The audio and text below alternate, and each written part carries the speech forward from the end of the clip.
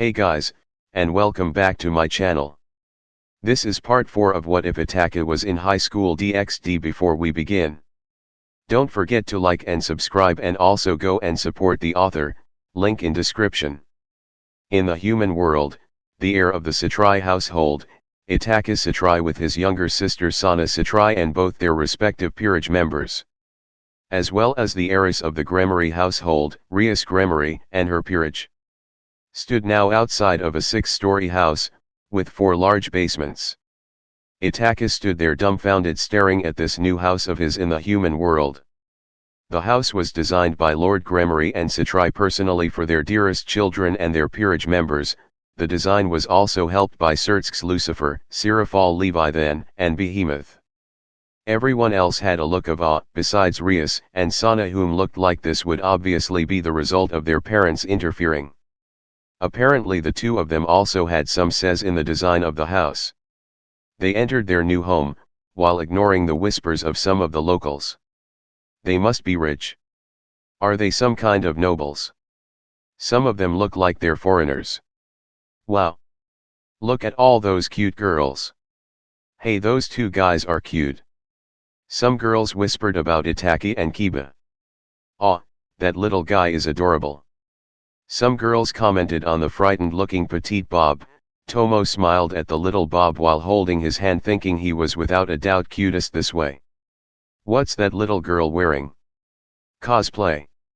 Some neighbors commented on Jack's rather revealing clothing. And why is she so attached to that young man? Dad, you overdid it? Itaka thought with a sigh, and then he looked at Jack, whom was latched onto his back like a little monkey. Jack, why aren't you wearing your normal clothes? We think this is more comfortable. Jack replied while nuzzling against Itaka's back. She was then pulled down from his back by Konako, whom gave the little assassin a pout. What was that for, you stupid cat? Jack glared at Konako, whom returned the glare. You are causing a scene, stupid monkey. Konako replied, and Jack brought forth a knife while Konako cracked her knuckles. Jack, stand down. Itaki ordered, to which Jack pouted cutely and Konako smiled victories. That includes you too, Konako, don't cause trouble. Ria scolded Konako gently, like a mother telling their child not to draw on the wall. Konako also then pouted cutely, to which Jack smirked. Let's just get in, Sana said, and was the first one to enter their new home. They entered the massive hallway of the first floor in their house. The first floor includes guest rooms, the living room, the kitchen, a bathroom, and Japanese-styled rooms as requested by Rias. Sana said, to which Rias smiled with excitement and joy. Ah, the second floor is where me, Sana and Itaki have rooms. We have made the third room into a room for study for us who start at the academy. There is also a storeroom. The fourth floor is where you girls of our peerages will have your rooms, Rias explained. And the fifth floor is where you boys will be staying, Sana further explained, and instantly the newest member of Itaka's peerage, Damien, raised a hand. Yes, Damien. Why does he get to live on the second floor with you two? Damien pointed at his master with a hint of jealousy over him having easier access to girls. Despite one of them being Itaka's younger sister, Damien was still jealous. It was mostly our parents' and siblings' idea, plus Behemoth. He suggested that the masters should have their own floor. Our parents and siblings didn't see any reasons to object. Neither do we, he is my older brother after all, Sana replied coolly and calmly. Yeah, besides we have slept in the same bed before whenever she would have nightmares as a kid. Itaka smiled a little, knowing he was slightly teasing Sana, which caused her to blush. Why did you mention that? Sana's face was literally the same color as Ria's hair. Relax, it's cute. Itaka smiled, thinking back on the days when Sana would come to his room, 4 years old, crying over some nightmare she had, and asking if she could sleep with him. And from the looks of it everyone else agreed, and Rias let out an amused giggle over seeing Sana's reaction. Baka! Sana uttered before taking a deep breath and regaining her composure. And to me it's no problem since we are close friends, and we are engaged so. Rias uttered the last part while blushing slightly. Being engaged to Itaka was a great joy to her, if only Razor also wasn't competing for her hand. She was absolutely disgusted with that man's behavior. And she also wished that instead of all this being arranged by their parents, that Itaka would ask her to marry him himself because he wants to and loves her. Well, it's not like we will be sharing rooms, so I don't see the problem with it either. Itaka pointed out, although he had a feeling, he would not wake up in that bed alone. Okay, but why are we boys separated from the girls? Damien came with a follow-up question. Because of you. Now moving on. Itaka said, and Damien made no comment, knowing himself what that reason meant, and it was understandable. Even to him his perverted side was sometimes uncontrollable. The 6th floor is a meeting room, should any danger occur in our territory that we need to discuss and figure out a strategy. It will also serve as a VIP room of sorts, should, as Nasan quoted, should I decide to visit with somebody important so that I could see my precious Itan and Sotan. Itaka kept a stoic expression despite having to say that last part, which they all found to be rather amazing. The rooftop is a garden with flower pots, and a small vegetable farm. You can also go there to relax and drink tea while looking at the sunset. Ria said while imagining her and Itaka sitting at the rooftop, cuddling up to each other while drinking tea and watching the sunset together. Ah, she could dream, couldn't she? And the 4 basements are as following. The first basement includes a movie theater, changing rooms, and a large indoor bath. The second basement includes a heated swimming pool. The third basement is mostly a place for storage. It also contains a library. And the fourth basement is the training room, included with Uni-Isama simulation training machine. Sana finished explaining the remaining floors of their new home. There is also an elevator leading to each floor. Rias added. I think this is still a little over the top. Itaka commented. I love being a devil. Damien jumped out of joy. Now, everyone settle in your rooms, and tomorrow, Itaka, Sana, Akeno, Tsubaki, and I will start our very first day at Kua Academy. Rias declared, showing a lot of excitement in her voice over starting in high school, in Japan. Not a surprise to Itaka, Sana and the others whom knew Rias well. As the Gremory princess loved the Japanese culture, having a lot of different objects and artifacts from Japan back in her room in the underworld. She was also a major fan of anime and manga. If anyone would see her in the streets, the last thing they would expect was that she was an otaku. I can't wait for Itaka to see me in my new school uniform. Rias thought with a bright smile on her face. The next day. The very next morning, Itaka woke up to the peaceful sounds of the birds outside his window. The sun was shining through the window. He was in a comfy queen-sized bed. Although he was unable to move or see the sunlight as his face was pushed up against the big soft bouncy breasts of Rias, whom was sleeping naked, using his right side as a body pillow. Now, one might be thinking, why not just move your face to another direction? The answer is quite simple.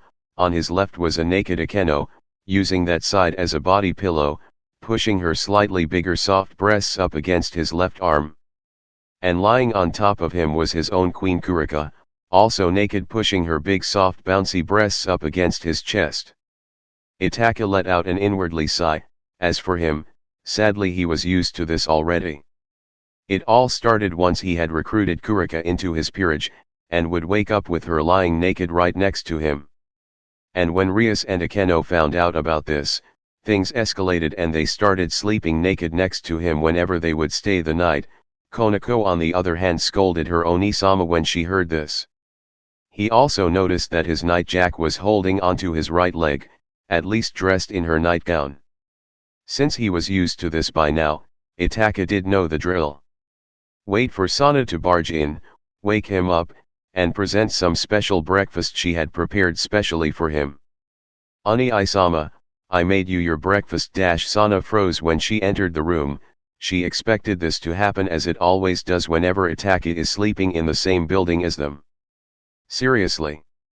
I thought we agreed that no one gets to use Uni-sama as a body pillow. Sana shouted, waking the girls, whom all had groggy expressions. Ara, Sana, it's impolite to barge in like that. Akeno gave a friendly giggle, and Sana responded with a murderous glare. All of you barged in last night from what I can see. Sana retorted. Not true, Naya. I barged in early this morning, Naya. Kurika replied, not moving her body, but waving her tail around like a tired cat. And we never left. Jack replied, yes, she was the one person Itaka knew stayed with him all night. The reason she was sleeping by his leg instead of his upper body, is because she moves in her sleep sometimes. Well, unlike the other girls, Jack didn't have any romantic feelings for him, it was more of a parent-child relationship, so Itaka didn't really mind. And I can't have a good night's sleep without sleeping next to Itaka. It's a condition I'm suffering from, it's called I will die if I don't sleep with Itaka syndrome. Ria said while tightening her embrace on Itaka and snuggling her face up against his black silky smooth hair. Ah, so comfy. Grgh. Get out. Sana shouted at them, to which Rias let go of Itaka while pouting. Akeno giggled out of amusement from Sana's reaction, Jack refused to budge like a little child, and Kurika looked at Sana with a smug smirk, thinking Sana was jealous. Please, get off, you two also need to get ready, you know. Itaka looked at Rias and Akeno, and Rias beamed with excitement, remembering it was their first day of school in the human world, and she grabbed her clothes and jumped out of the bed like an excited kid during Christmas. Akeno shortly followed her king, leaving only two other people in the bed. Kurika, Jack, go back to your own rooms, get changed and come down to breakfast. Itaka ordered, to which Kurika sighed. Fine, Naya. Kurika gave in and grabbed a hold of Jack, whom was still holding onto Itaka. Come on, Jack, let's go. Kurika gave one good yank and dragged Jack off with her. The little assassin gave a small pout as she was being dragged out of the room. The two Satrai siblings were now all that were left, and Sana placed a tray with food onto Itaka's lap. I thought it would be nice for you to start your day with breakfast in bed. Sana smiled happily, eagerly watching for Itaka to try her cooking. Itaka loved his little sister oh so much, but he had to admit, Sana is a terrible cook, not that he would ever say that out loud. Itaka put on a smile and started eating the food, and it tasted weird. True enough, the meals she presents looks edible, and looks delicious. Although it shouldn't look like that, as Sana uses the wrong ingredients. The only person Itaka knows off that actually likes what Sana makes, would be their older sister Sirafal. The food was at least tolerable to him, he has tasted worse, he must admit. Once they had finished breakfast, Itaka, Rias, Sana, Akeno, and Tsubaki were on their way to the very first day of school. Rias hummed in an excited tone as she was wearing her new school uniform. Although there was one thing she was unhappy about, Itaka hadn't made a single comment about her uniform. She kept sending him glances every now and then to see if he was looking at her, which he was not. Rias pouted cutely and stepped closer to Itaka and pinched his arm slightly, finally gaining his attention. Okay, what's wrong? Itaka flinched slightly from the pinch and looked at Rias, whom was pouting at him. You haven't said anything. Rias replied, to which Itaka looked confused and raised a brow upon that statement. About what? Itaka questioned, and all the four girls sighed in unison, to which he looked even more confused. You haven't said anything about my uniform. Rias replied, looking a little embarrassed over having to explain this kind of thing to Itaka. Itaka stopped for a second and looked at Rias' figure, from tip to toe. Her uniform, which consisted of a long-sleeved button-down shirt with vertical linings, a black ribbon tied around the collar, a black shoulder cape and matching button-down corset, and a magenta skirt with white accents that Itaka honestly thought was way too short. He then looked Rias in the eyes with a blank expression. Besides the unnecessary short skirt, I don't see a problem with it. Itaka instantly understood that he said something wrong when Rias gave him a small frown and pouted even more. Unless you like the skirt, I still don't see the problem. And considering she glared at him now, he's guessing that wasn't the right answer either. What does she want me to say? Itaka wondered in his mind, looking even closer at her uniform. You idiot, she wants you to compliment her. Sana sighed and gave a light karate chop onto Itaka's forehead. Compliment her. Itaka blinked and then looked back at Rias, whom blushed slightly while looking at him with those big blue eyes. Well, I suppose you do look cute in it. Itaka gave an honest answer. She did look cute in her new uniform. Do you really mean it? Rias leaned in closer with a hopeful expression, looking at him with big puppy dog eyes. Seeing her looking at him like that brought a smile to his face. Of course I do. And of course, you look beautiful as well, like always. Itaka gently petted the top of Rias' head, causing her to blush while beaming with a smile of joy. By the way, I think your uniform makes you look even more handsome. Rias complimented. Itaka's uniform consisted of a black blazer with white accents over a white, long-sleeved button-down shirt with vertical linings, a black ribbon on the collar with matching black pants and brown dress shoes. Thank you. Itaka has never been a man that cared how he looked in certain outfits.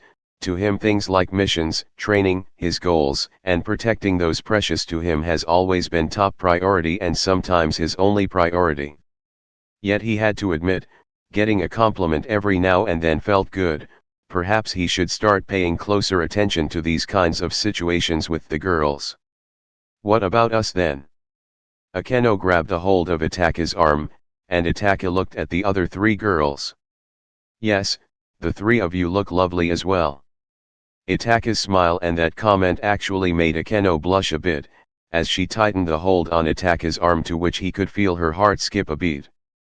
Well, thank you, Ani-sama, but I believe it is best for us to keep going. Sana walked on ahead while smiling on the inside, at least for getting that comment. Tsubaki didn't seem to look any different, although she was thankful for the compliment as well. Eventually they got to the school gate, and instantly they were the center of attention, or rather Itaka was. The girls whispered to each other while looking at the young Satrai heir. Is he the first male student? He looks so cool.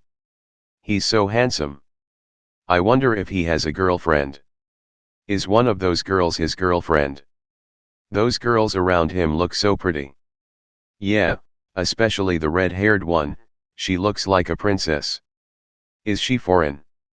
Itaka's sweat dropped that they were already the center of attention amongst their new classmates and fellow students. They sat through the school assembly, listening to words from the principal and such. Now then, I would like to call up a certain student. Itaka Shidori. The principal called out. Did we really have to change our names? Itaka looked over at Sana, whom came up with the idea, and Sana had changed her name into Sauna Shidori as an alias. It makes sure we don't draw unwanted attention from other supernatural beings that might be around town. Wish you would have accepted to change your first name to though, and I wish Rias would also bother changing her name. Sana sent a glance over to her friend and rival. Sounds like too much of a pain. Rias replied with a little smile. Whatever, what's done is done. Itaka sighed and walked up to the stage. The principal was a beautiful young woman with wavy chestnut hair reaching to her upper back. He gave her a polite bow, to which she did the same. This is Itaka Shidori, our very first male student in our new co-ed program at the academy. The principal introduced, and Itaka turned to face the audience. Greetings, I hope to get along with all of you. Itaka smiled and gave a polite bow, and instantly cheers erupted from the audience. Kia. He is so cute. Yay. Our first male student is a hottie. I call dibs. Now. Calm down, I understand you are all very excited. But please don't cause too much trouble to Shidori-san. The principal calmed down the audience, whom started to whisper about him. Itaka's sweat dropped a little over how quickly he had become popular with the other students. He could feel the painful vibe of the fangirls he had back at the academy in his previous life come back, sending down small shivers to his spine. Oh, dear. Itaka thought while keeping up a smile. He looked out to the audience and saw both Sana and Rias pouting, while with them Akeno whom kept a smile up. The three of them let out a dangerous aura. Why are they upset? After the assembly they were guided to their classrooms, and luckily enough all five of them ended up in the same class. Itaka couldn't help but notice that Rias, Akeno, and Sana had made sure to secure seats close to his. Rias sitting on his right, Sana on his left, and Akeno right behind him. Tsubaki had managed to take the seat next to Sana. And when their teacher had given them information and gone to take a break, Itaka was surrounded by his classmates and other girls from other classes entered the classroom as well. Hey, Shidori-san, where are you from? One of his classmates asked him. What kind of things do you like? Do you have a girlfriend yet? Well, Itaka was a little overwhelmed at everyone surrounding him like this. Hey, can't you see you are bothering Itaka? Rias spoke out while pouting. Huh, you're on first name basis with Shidori-san, Gremory-san. Everyone seemed surprised that Rias used his first name. Of course, he and I are childhood friends. Rias declared and everyone looked shocked. Seriously? Shidori-san, are the two of you dating? A girl asked and the question caused Rias to blush a little, making everyone look at her with suspicious eyes. Well, we aren't dating. But I would say we are close, we have known each other since we were kids. Itaka replied. Ara, in that case then I can claim you. Akeno stood behind Itaka, her arms gently wrapped around his body while pushing her breasts up against his back. Akeno, please don't. Itaka uttered, to which Akeno let out a small giggle. Akeno looked at the girls with a ladylike smile. Itaka-kun is really close to the four of us, you see. Akeno stated, to which the girls looked around, their eyes landed on either Rias, Akeno, Sana, or Tsubaki as they had heard or seen them walk to school together. Are all of you in love with him then? A girl in the crowd asked. No. Tsubaki stated with a stoic expression. And I am most certainly not, he is my older brother. Sana said, to which they all looked surprised yet again. I am Sana Shidori, Itaka is my older twin brother. Most of the girls looked relieved as it seemed they didn't have that much competition as they originally had thought. Twins. You don't really look that much alike. Well, besides the stoic face and those cool eyes, and they have the same hair color. Anyway, my brother isn't really that much of a fan of being surrounded like that. I must ask that you please step back a little. Sana politely told them off. Really? They all looked at Itaka, whom gave them a nervous-looking smile. Well, a little yes. But I hope to get along with all of you still. Itaka gave them an honest smile, to which most of the girls blushed. Oh, totally. We will get along with you just fine. The girls ganged up on him, they all giggled, although amongst them some glares were sent that said back off, he is mine kind of things. This is going to be troublesome. Itaka thought while keeping up his nervous-looking smile, and with a sweat drop running down his forehead. During lunchtime, Itaka went with Rias, Sana, Akeno, and Tsubaki around campus. So, any particular plans? Itaka asked the girls, considering the four of them had been looking forward to this day for a very long time. Itaka was curious over what they planned to do at this school. Well, I'm planning on checking out the student council. I wish to learn more about the school system. Sana replied with a tiny smile on her face, while seeming to be imagining something. As they were walking around the grass field around the old school building, Sana stopped and turned around to look at Itaka. I have decided on my own dream. I want to start a school based on the rating games. Teaching it to young devils, commoners, and reincarnates alike. A place equal for all in the underworld regardless of status. Ever since Sana was a child, she had been intrigued with the raiding games and was eager to learn more about it. And like the Satrai family had raised her, she viewed everyone regardless of status as equals, and never looked at anyone of lesser status like they were beneath her. It was quite common in the underworld for those of lower status like reincarnates to be looked down upon by full-blooded devil royalty. A fact that neither the Satrai family and the Gremory family have liked. Itaka smiled with pride at his younger twin at hearing the determination in her voice when she spoke of her dream. He placed his right hand on the top of her head and petted her.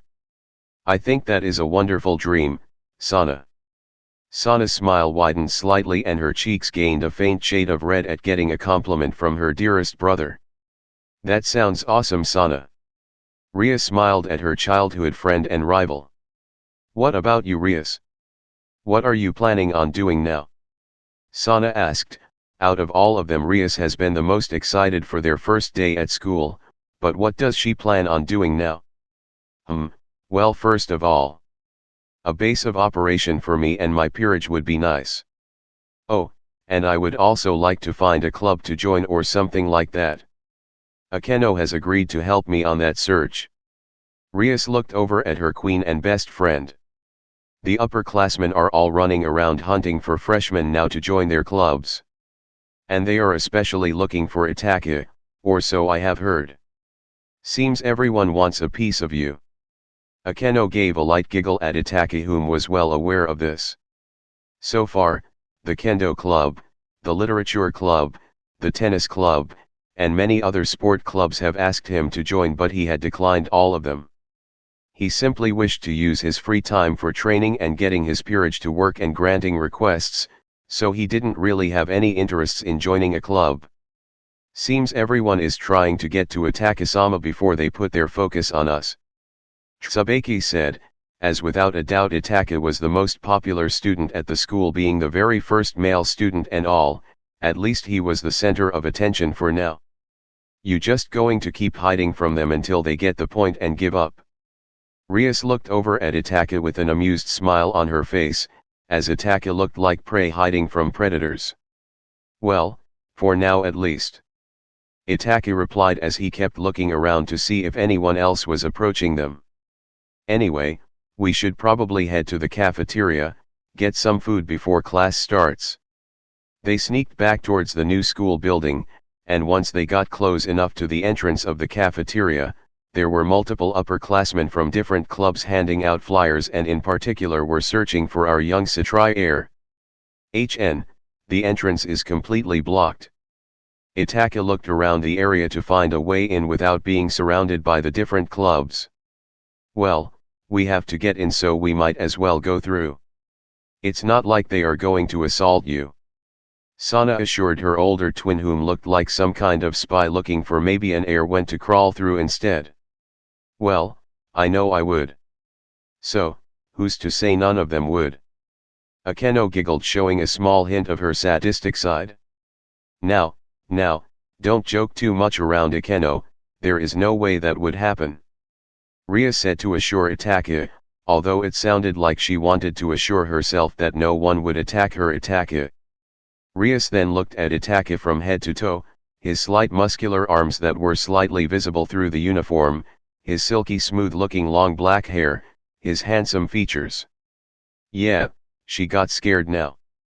Can you find another way in? Ria started to act like a spy as well, hiding with Itaka. No, every other entrance or exit are blocked. Sana, Akeno, and Tsubaki sweat dropped at the scene. What are you two even playing at? Sana questioned in a monotone-like tone. Aira, if you're really that nervous, why don't we just use a magic circle to teleport inside? Akeno suggested, to which everyone in the group turned to look at her. That is a possibility, although we would need to teleport to a spot where no one can see us. Itaka turned back to scan the entrance. He could barely see inside, but he saw a stairway leading to the upper floor. Perhaps there is some space behind that stairway. No, too risky, the other students would see the light of the magic circle. He kept looking around, Sana eventually sighed at her brother's behavior and started just walking to the cafeteria along with Tsubaki. Ah! Sana. Itaka stuttered as he saw his dearest younger sister getting further and further away. As she and Tsubaki approached the clubs, they weren't swarmed. Some clubs handed them a few flyers and that was it. Huh, guess I overreacted? Itaki uttered. His survival instincts from his previous life didn't seem to apply for high school. It wasn't like danger lurked around every corner. Shall we go as well? When Itaka, Rias, and Akeno went, however, things didn't go so smoothly. Shidori-kun. I think you would be wonderful for our track team. They were instantly swarmed by the different clubs. Well, Itaka was swarmed. Rias and Akeno could only look speechless as Itaka's figure vanished in the massive crowd of people. No. The Kendo Club. The Kendo Club would be perfect for you. Don't listen to them, Shidori-kun, a man like you will be perfect for the literature club. Hey, back off. You back off. Shidori-san belongs to us. I attack it. Rias uttered while she and Akeno sweat dropped at the scene. Ara.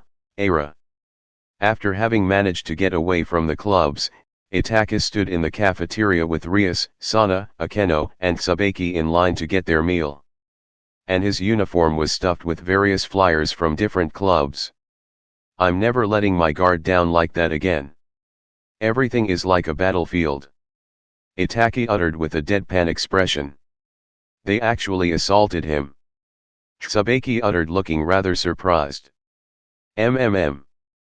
Sana pouted a little while her body was lightly fidgeting. How was I supposed to know things would turn out like this? Sana uttered, as ever since Itaka, Rias, and Akeno walked into the cafeteria, Akeno had shown a bit of her teasing side. It's not like they are going to assault you. Wasn't that what you said earlier, Sana? Whoops, I mean Sauna. Akeno said in a teasingly like tone as she stood behind Sana in the line, causing the youngest to try to fidget a little more.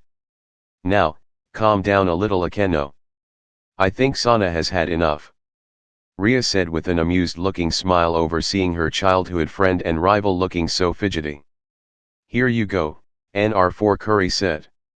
A familiar deep masculine voice was heard, and they saw Harry looking like he was stuffed in the cafeteria while handing out food to the students. Hey there, Harry. Itaka called out to his rook, whom turned his attention to Itaka. Greetings, Itaka, Sana, Rias, Akeno, Tsubaki. Harry greeted his friends. Isn't it a little tight in there? Rias asked, considering Harry was crouching down. Well, the school said that they would redecorate in a few weeks from now, that way I will have more space. Well, this is nothing for me anyway. So, what sort of dish can a talented chef such as myself prepare for you? Harry's voice boomed with pride like always, and the rest of the kitchen staff looked at the giant old man with a sweat drop that said they were here too. After lunch was over, they quickly headed to more orientation. As they were walking back to their classroom for the last information of the day before they could head on home, a tiny magic circle appeared next to Itaka's right ear, same for Rias and Sana. Understood. Itaka whispered into the magic circle and it vanished along with the ones next to Rias and Sana. Seems we have some trouble in town already. Who wants to take care of it? Itaka looked at his younger twin, and the grammary heir.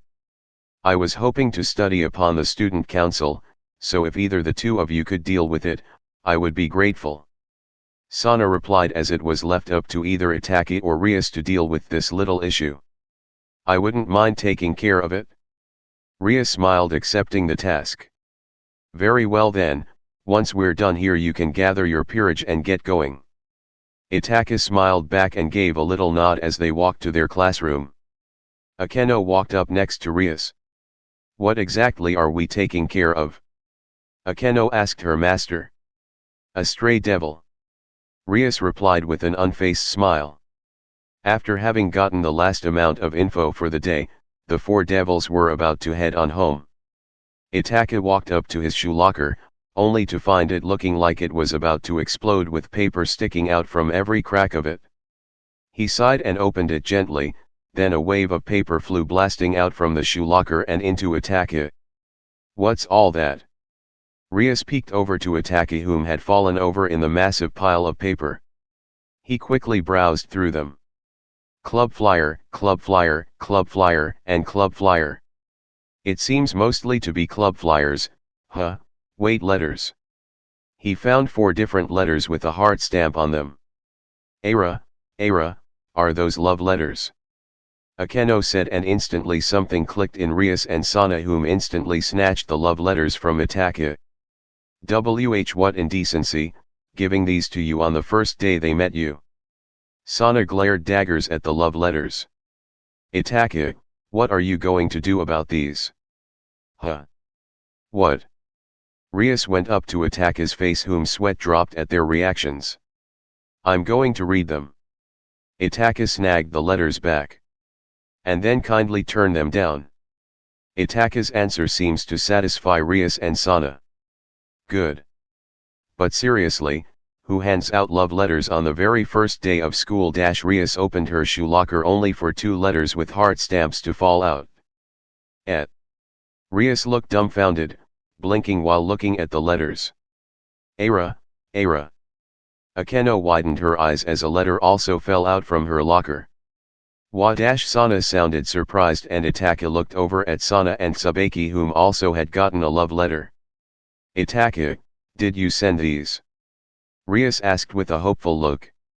No. Itaka replied with a straight facial expression. But you are the only guy here. Rias uttered, and Itaka shrugged his shoulders.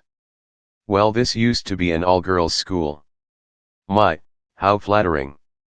Akeno giggled, to which the situation dawned upon Rias, Sana, and Tsubaki. Ah, well, this is embarrassing. Rias uttered, her face a slight hint of red, same with the other girls. Itaka then let out a small amused laughter at seeing their reactions. Well, how about that? Seems all of us are popular here. Itaka put his shoes on, tucked the letters in his uniform, and walked out while still laughing a little. Wait, Itaka. Rias quickly hurried after Itaka, and the other 3 shortly followed. Once they had gotten back to their home/mansion, Rias wasted no time and gathered her peerage members. All right everyone, ready to go. Rias looked out at her 3 peerage members, whom all gave a nod in response. Akeno. Rias called out her queen, whom stepped up and raised her right arm into the air, forming a red teleportation magic circle, and they vanished in a flash. You sure they will be all right? From what you said, the stray devil is high-class level. Kurika walked in the room and next to her master, whom looked at the spot where Rias and her peerage once stood. I have complete faith in their abilities. They will be back shortly, I guarantee it. Itaka smiled with confidence. All that was left for him to do for the day was find a base of operation for his peerage. And to make sure Jack was properly tutored so that she could start high school in maybe 2 years. And with the paperwork almost finished, Bob would be able to start college next year. Kurika is already set to start high school next year. Harry already had gotten a job at the school cafeteria. All that remained was finding something for Damien. With Rias and her group arrived through a magic circle. They arrived at an old abandoned factory. Well, at least it was abandoned as of today. The stray devil here has killed 10 workers in this factory. The higher-ups said they would be able to explain it to the public by saying it was an accident. So, you are free to wreck some machines while fighting it. Let's make sure this monster doesn't harm anyone else. Rias quickly analyzed the area to come up with a quick plan of attack. Akeno, you stay out here and form a barrier around the factory. Make sure the stray devil doesn't escape. Right. Akeno gave a small nod, and then transformed her outfit into that of a white shrine maiden outfit. She stretched out one devil bat wing and one fallen angel black feathered wing. She quickly flew over the factory and started chanting a few words. She raised her right hand and multiple magic circles formed around the factory like a dome. Uoto, Konako, you will come with me and confront this beast. Rias walked up to the main entrance and flicked her fingers as a dark red spark flickered from her fingertips, and the door blasted open. Rias looked into the dark abandoned factory. The smell of blood reached them. They also spotted blood stains on the floor and the walls, and even spotted a severed human hand in a massive pool of blood. Rias frowned in disgust that anyone could do this to someone. She inhaled her breath a little. I am Rias Gremory, of the mighty Gremory family. Rank Duke. For your crimes of killing your master to follow your own selfish desires, I shall destroy you. Rias declared, and instantly out from the darkness came dark tentacles aiming for Rias, whom remained calm. In an instant, those tentacles were cut and a shriek was heard from the darkness. You won't be allowed to lay a hand on Master Rias. Kiba stood bravely in front of Rias wielding a demonic blade. Konako then charged into the darkness, as white cat ears popped up from her head and a white tail grew out from her behind. Found you. Konako threw a powerful punch with her tiny fist, knocking a gigantic dark figure into some machines that broke from the impact. The figure rose, revealing itself as a gigantic monster with gigantic black demonic claws, 6 tentacles sticking out from its back although they were now cut, horns sticking out from its head. It had 6 glowing red eyes and sharp deadly fangs. It roared at the 3 devils whom remained unfaced. You Eto, pin him down, would you? Rias coldly stared at the beast. Kiba gave a quick nod and stabbed his sword into the ground. Sword birth. 6 other demonic swords then popped up from the ground, stabbing through the stray devil's body, making it shriek in pain. Akeno. Rias called out as a bolt of lightning flew crashing through the ceiling and struck the struggling monster. The stray devil fell to his knees and panted and twitching its body in pain. Bitch. The stray devil snarled while glaring at Rias. Perish. Rias raised her right pointy finger, and a massive red magic circle formed underneath the stray devil, exploding in a massive pillar of dark and red destruction energy. Once the dust cleared, the stray devil was no more than a burnt spot on the ground. Mission complete, good work everyone. Rias smiled at her peerage. Let's go home now. Akeno flew into the factory and they all gathered around, and vanished through a magic circle. At the mansion, Rias and her group came back before they knew it. Rias winked at Itachi as a sign that the mission was a success. The 3 high-class devils then went to work with various things, such as establishing a main base of operation. Itaka decided to take the VIP room in the building for now, seeing as it was perfectly isolated and everyone in his peerage were close enough to get there in time. Sana also decided to use the building for now. Her main goal was to get into the student council one day and make the student council room her base of operation. Rias was the only one whom was still unsure where to establish her base of operation. They also got their servants to work. Those with familiars started distributing flyers to potential human clients, same with the servants yet to get familiars. It didn't take long for humans to summon some of them to grant their wishes. Everything was going smoothly for their first day. Later that evening, Rias sat on the roof with a cup of tea, looking out as the sunset was setting over the town. She looked at the empty spot next to her, which she hoped a certain someone would join her. Yeah right, guess today is not the day. Rias sighed and decided to just sit back and enjoy the sunset while thinking about where to set her base of operation. She was interrupted from her train of thought when she heard the door open. She quickly turned around to see who it was. Oh, Rias. It was Itachi, and he didn't look like he was expecting to see her up here. I Itaka. Rias uttered, looking rather stunned, but was then washed over with joy as she smiled warmly at him. What are you doing here? Her eyes traced over to his right hand and saw him holding a cup of tea. Well, you said this place would be nice to relax and watch the sunset. I figured it would be nice to sit up here and relax. Itaki replied with a smile and walked over to her. May I join you? Oh, of course, you don't even have to ask me, silly. Rias patted on the spot next to her and Itaka sat down, letting out a relaxed sigh. He looked at the sun setting in the distance of the town. he took in every bit of this nice and peaceful scenery. This is relaxing. Itaka looked peaceful as he took a sip of tea. Yeah, I really love it here so far. Ria's eyes weren't focused on the scenery right now, she was only looking at Itaka. Her gaze softened at seeing that peaceful look on his face with that smile. I agree, it is nice to get away from all that nobility back in the underworld. Here it feels like we are ordinary people, well minus our house, still it is a nice change of pace. Itaka thought back on how he has lived most of his new life as the Citrai heir, wherever he went in the underworld people knew him and respected him or his family name. Although his life in the underworld was nice, he thinks this life in the human world suited him more. A part of me wishes that I can just live here, forever. Rias hummed as her gaze returned to looking at the sunset. A part of me wishes the same. Itaka replied, to which Rias looked surprised, and her mind instantly went to her and Itaka living out their lives in the human world, raising a family and such. I think life up here is much more peaceful.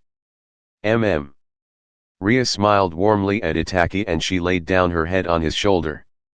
Do you mind if I just stay like this for a while? Itaka looked stunned for a mere second, although he then returned the smile and gently placed his hand over her shoulder, pulling her in a little closer. I don't mind. Itaka replied as Rias snuggled into his shoulder with a happy little smile as they looked at the sunset together. Have you decided yet? For a base of operation for you and your peerage, I mean. Not sure. I'm hoping to maybe find a place at school, maybe start a club of some kind as a cover-up. The question is where? Rias replied. Oh. How about the old school building then? I mean, it is mostly empty, isn't it? You could always start a club there. Itaka suggested, and Rias thought upon the idea, and let out a small giggle. You know what? That sounds good to me. Oh. I know. Me and Akeno could start up the old occult research club as a cover-up. Seems rather perfect if you ask me. Ria said with enthusiasm behind her voice, looking like an excited schoolgirl, well, high school girl. Sounds good if you ask me. Itaka smiled at Ria's enthusiasm. Hey, how about you join the club? Rias asked, looking rather hopeful, her eyes shining like bright stars. Itaka just gave her a simple smile, reached his hand out holding out his middle and index finger, he then gently poked Ria's forehead. Sorry, but I don't think I will join any club. Okay then. Rias pouted cutely, to which Itaka let out a small chuckle. Now, don't look so disappointed. Itaka held Rias in closer as they watched the sun go down, shining a last ray of light upon Itaka's smiling face and Ria's smiling face as well. The sound of the school bell ringing, as a sign that class is about to start. Having gotten used to his school life in these past 6 months, Itaka was on the roof of the new school building. He picked himself up, while stretching his arms out, and he quickly snuck back down from the roof and into the main building through an open window. Itaka looked around, to make sure no one spotted him. Being the center of attention to the rest of the student body sure is stressful. Having impressed both students and teachers alike with his academic abilities, grasping each and every subject with ease, with his great physical abilities for P.E classes. In fact, so far, there was only one subject he was struggling with, home economics. A class where his sharp intellect and physical abilities were truly useless to him. He could still remember the failure of his last dish. Not only was his station left in a mess with batter and egg remains everywhere, but the entire station and the floor surrounding it were covered in dishes that he considered to be imperfect. The only times he ever did good in that class was if they had to work in groups and he worked with either Rias or Akeno. They always left the dishes to him. At first, they tried to let him cut some vegetables, but they quickly relieved him of his duty, as when he once tried to cut a carrot, it flew right through the window of the classroom from him having used too much force with the knife. Itaka let out an annoyed sigh, considering next class was home economics. He grumbled something as he marched over to class. Itaka had gotten to class, and the teacher had instructed them to split up into groups of two. Rias and Akeno quickly tried to gun for Itaka, wanting to show off their cooking skills to the man they loved. Oh, if they were the only ones, despite his obvious failure at cooking, many girls tried to group up with him. In the end, one hand grabbed onto him and pulled him out from the crowd. Itaka looked to the hand that grabbed him, and it was Sana whom was pouting at him. "This time I'm the one who gets to partner up with Uni-sama," Sana declared, sick of seeing girls trying to show off to her brother. She truly was the overprotective type that meant no one was good enough for her brother. "Well, guess I'm failing this class now," Itaka thought. Despite his great love for his younger sister, she was a horrible cook. True, at least she knew how to handle the tools to make the dishes, unlike him, and she wasn't as much a perfectionist like him. Everything she presented looked delicious, the taste however was the problem. Yet strangely Itaka has never heard Sana complain about home economics. Surely she must be doing bad in class with her cooking skills. "Okay class, we'll be doing something really simple today. We'll bake some cookies." The teacher smiled cutely while clapping her hands. The teacher was a young woman in her mid-20s, with black hair tied into a ponytail that went over her shoulder. She was the type of person that didn't have an evil bone in her body, and that would encourage you to try your best every time. "Okay, let's show them our skills, Uni-sama." Sana beamed with a smile of excitement. "I just know you will do it better this time." Sana tried to encourage Itaka, whom gave his signature HN as a respond. Rias pouted over not being paired up with Itaka. She turned to Akeno and they ended up making a pair. Akeno giggled a little in amusement at Rias' pouting face, while the rest of class looked at their prized foreign princess' cute pouting face in awe. Over the past 6 months, naturally more male transfer students had appeared, although there were only 10 male students at the academy. And with only 3 male students in their class, with Itaka being one of them. "Okay Uni-san, how about you start by making the cookie dough?" Sana gave Itaka a simple task, while she gathered more ingredients and tools. When she got back, she dropped what she had in her hands. In front of her was Itaka, his expression blank and emotionless, as it looked like someone had thrown a dynamite cube into the dough. And the explosion had spread the dough all around the station, and all over Itaka. Itaka stood there staring blankly, as some cookie dough that had exploded onto his face dripped off. "Sana!" Itaka uttered to the gaping Sana. "Why yes." Sana uttered back. "I think I put in too much force." "Oh my!" The teacher gasped at what looked like a cookie war zone. And the class let out small chuckles at the scene. In the end, even Sana gave up, realizing that cooking just isn't Itaka's thing. And like Rias and Akeno have done before her, she left the dishes to him. When it came to presenting the cookies, Sana's in particular let out a heavenly glow as they looked perfect. Yet Itaka knew better. Behind that mask of perfection, was disaster. Now it was for the teacher to taste it, or so Itaka assumed. "Okay class, why don't you share your cookies with the rest of the class?" The teacher suggested, to which everyone went around handing out cookies to their classmates. Itaka in particular got a lot of cookies handed to him by girls.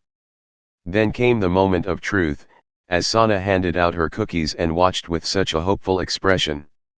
Their classmates and sensei gladly tasted the perfect-looking cookies, although then their expressions darkened at the taste. Just like Itaka predicted, or so he thought. What followed next was their classmates and Goodheart sensei looking into the puppy dog-like eyes of Sana. As she stared at them with a hopeful look. "There is no way we could tell her." They all thought as they looked at Sana making that adorable innocent face, as her stare intensified at their lack of response. "Well Shidori-san, what an interesting flavor," Sensei uttered while keeping up her kind and loving smile. Everyone else started to compliment her as well, to which she beamed with a happy smile. "Guess that answers my question." Itaka's sweat dropped at the scene taking place before him. After class was over, they headed out to the schoolyard. As always, your display at cooking never ceases to amaze. Rias giggled at Itaka, whom actually had a faint blush, which only made Rias and Akeno wanting to tease him even more. Well, I'm sure you will do better next time, Ani-sama. Sana tried to build up Itaka's confidence, although the attempt failed since she couldn't even look Itaka in the eye while telling such a lie. It's not like I am unaware of my lack of talent as a chef. Itaka uttered. Oh, don't worry, I can make you any meal you want. Akeno wrapped her arms around Itaka, while poking his right cheek lightly. And I will do other things for you as well. Akeno whispered into his ear while winking at him. Just as Itaka was about to give a reply, he was interrupted. Hey, check this out. They captured the leader of those ghoul terrorists. They heard the voice of one of the new male students, talking with his friend as they looked at a news report from their phone. No way, that's Sen Takatsuki. She's my fave horror author. I can't believe she was a ghoul all along. The other boy spoke in disbelief and shock. What are they talking about? Sana questioned with a curious look, considering the word ghoul was mentioned. Rias brought out her phone and searched up the news report. They all leaned in closer looking at Rias' phone to see the news report. The headlines said famous author of horror stories, Sen Takatsuki reveals to the public that she is the ghoul known as the One-Eyed Owl. Itaka paid close attention to the video, seeing the figure known as the One-Eyed Owl was a short young attractive woman with green hair cut into a bob cut. Her left eye was in a beautiful green shade like an emerald, but her right eye was dark and blood red, symbolizing that she was a ghoul. In the interview she also revealed her real name was Eto Yoshimura. Itaka knew about ghouls. All devils, angels, and fallen angels knew about ghouls. Or more so, everyone knew they existed, but only supernatural creatures knew what they really were, same with a handful of humans.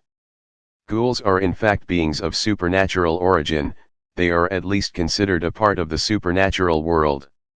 However, they are looked down upon by almost all supernatural creatures, which is why devils and such don't get in contact with them. Since no supernatural creature has gone in contact with ghouls, ghouls don't even know what they are and don't know of the existence of other supernatural creatures. Ghouls mainly look like normal humans, with the main difference being their powers. Ghouls have a special predatory organ that allows them to form weapons and claws. This is known as kagun, and there are 4 different types. There is one for speed, attack, defense, and distance attacks. The kagun also helps boost up a ghoul's physical abilities drastically, as well as their healing abilities. Because of their biology, ghouls are only known to be able to eat human flesh.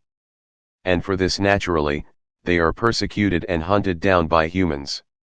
As stated before, ghouls are looked down upon by supernatural creatures, and are in fact considered to be the lowest of the low.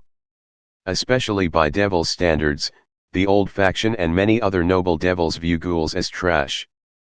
They are not looked down upon because they are weak, far from it. Some ghouls can become just as strong as a high-class devil if they tried. Ghouls also in fact only make up 1% of the human population.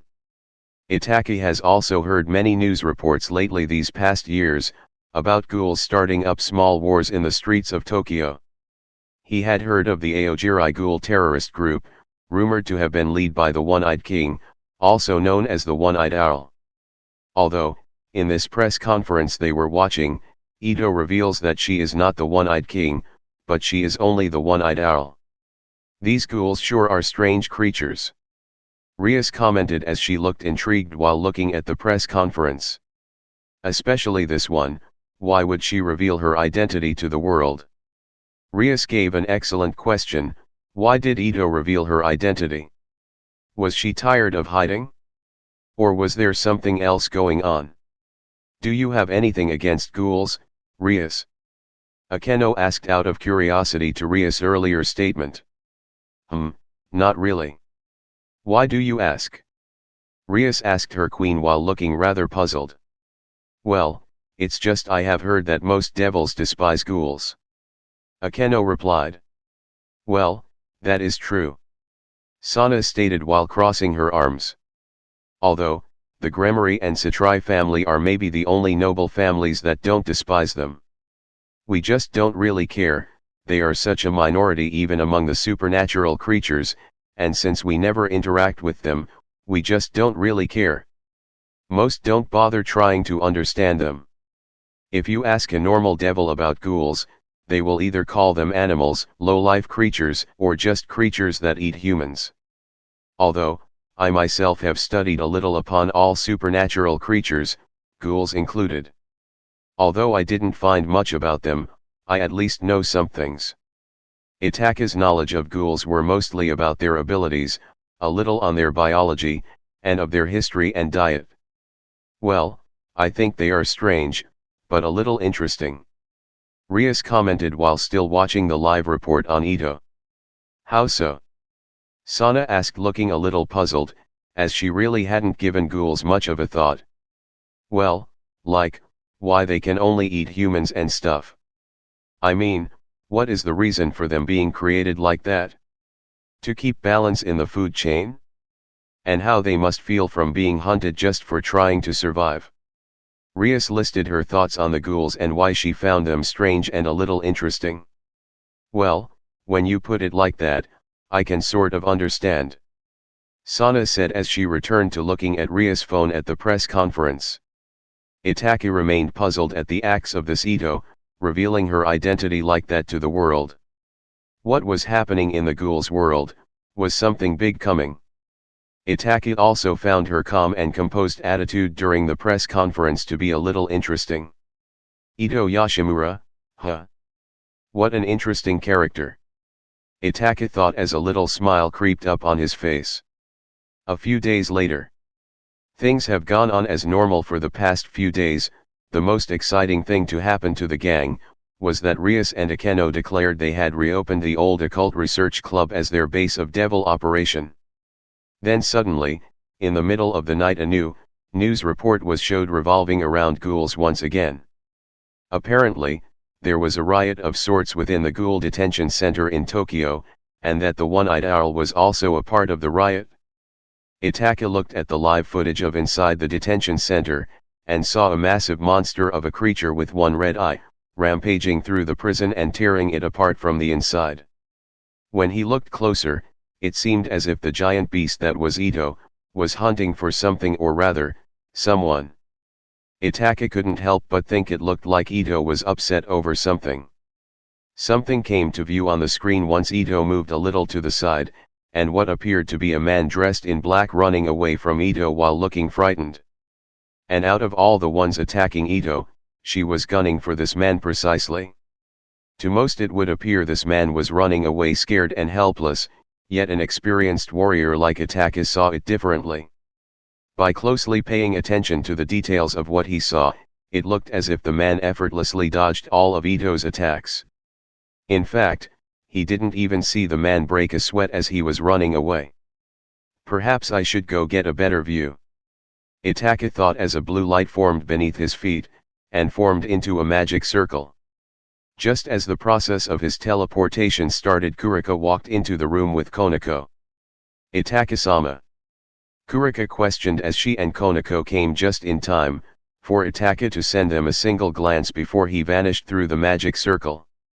Where is he going? Kurika looked to Konako for answers, and the younger Nikomata merely shrugged her shoulders in response. Should we go after him, Oni-sama? Konako asked her older sister, whom hummed a little. Nah, whatever it is he will be fine. Besides, if he needs help, he will just give us a call, Naya. Kurika shrugged her shoulders as she had complete faith in her master. He always acted with reason, and was strong enough to take care of himself. Hey, the movie is about to start, let's go. Kurika flicked her fingers as she changed into a pair of black pajamas decorated with red kitty faces. She also summoned a bowl of popcorn into her hands as she jumped onto the couch and changed the channel. And Konako quickly joined her sister, with a bowl of popcorn twice as big as Kurika's. Location, Tokyo, Ghoul Detention Center. Amongst the rubble of the prison, ghouls were fighting for their freedom and all the investigators were occupied containing them. And further in the rubble, were signs of a big fight having gone down, and Eto was in her base form, beaten and bruised while laying up against a wall. And in front of her was the man she chased earlier was the tall man. With medium-length black hair, he wore a black suit with a bow tie, and he had dark gloves. His eyes were red, although his right eye in particular was dark and blood red. And on his lower back stuck out 4 tentacles of sorts, it was a Kagun. Eto glared up at the gloating man before her, Furuta or rather Washiyu. That is Riz's Kagun, isn't it? Eto asked the gloating man before her. Correct. The man playfully declares while laughing at the severely injured Eto, her limbs torn and most of her Kagun destroyed. What exactly is your true goal? Eto asked as blood dripped from her forehead and over her green eye. To create super peace. Washiyu declares with a serious expression that lasts for a split second, as he then walks away while clapping and laughing like a child. Eto tries to move, yet her body won't even budge, she could feel that she was walking on death's door. The rest is up to you, Kaneki, wish I could see the world you would create, a world where humans and ghouls can live in peace. Eto thinks back at her life, how she always felt like an outcast as she was neither ghoul nor human, but a hybrid of the two. She always wondered if the world would be like that, would she feel at home? She always envied humans and ghouls, as they all at least had a place they belonged. If the world had become as she and Arimas envisioned, would she find out where she belongs? Heh, what a laugh it would be. Eto gives a weak chuckle, before she starts to slowly close her eyes ready to embrace death, although she halts as an almost blinding blue light appears before her. What the? Eto looks in bewilderment as a figure steps out from the blue light. The figure looked male from his body structure.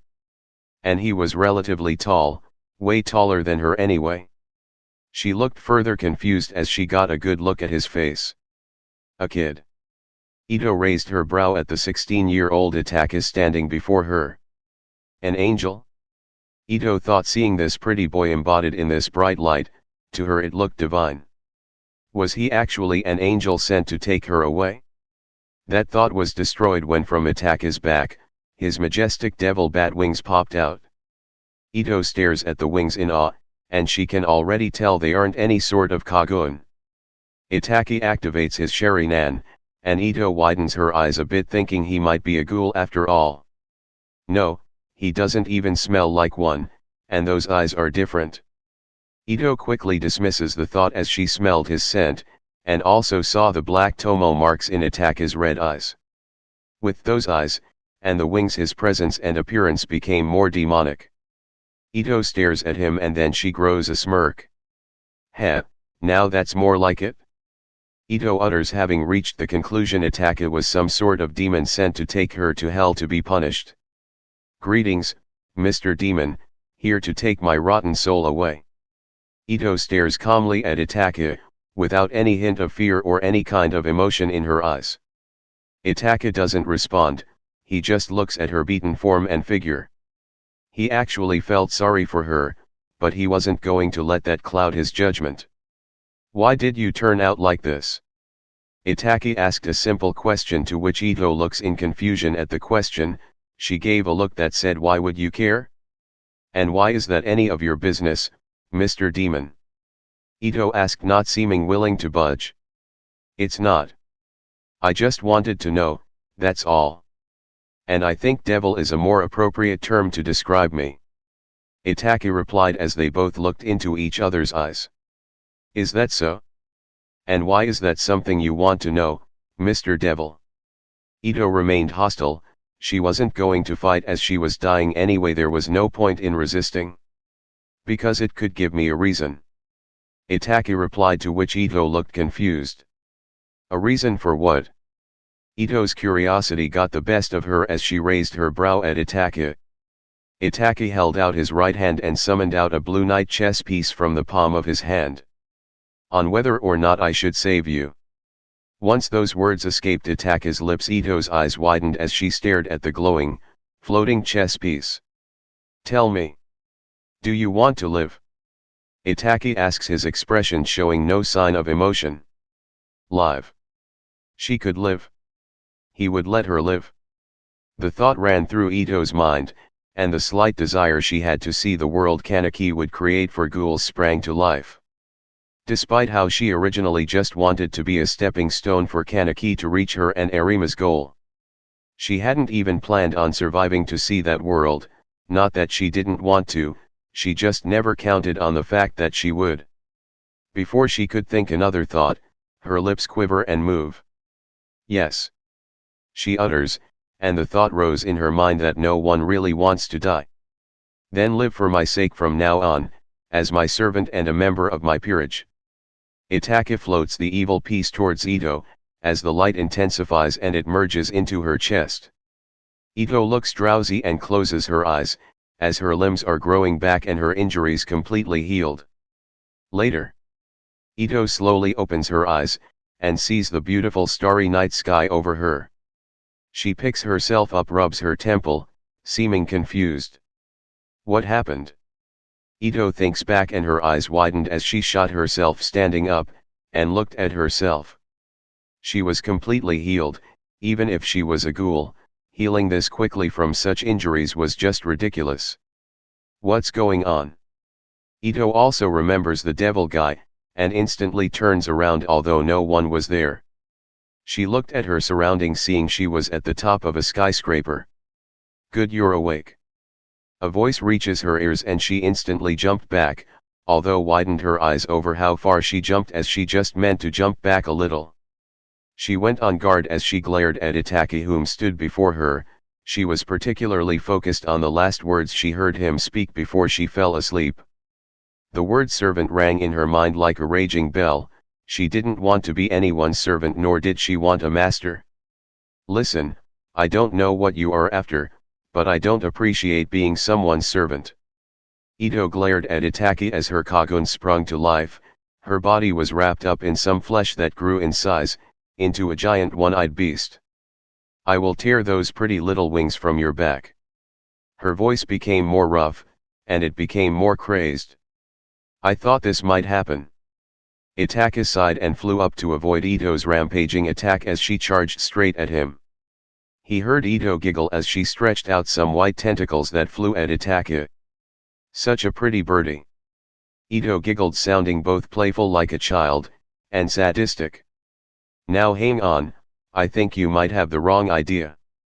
Itaka tried talking while dodging Ito's onslaught of attacks that came his way.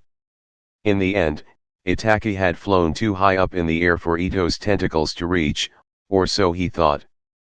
Ito's massive Kakuja form leaped up into the air, and flew towards Itaka, much to the young Saturi's surprise.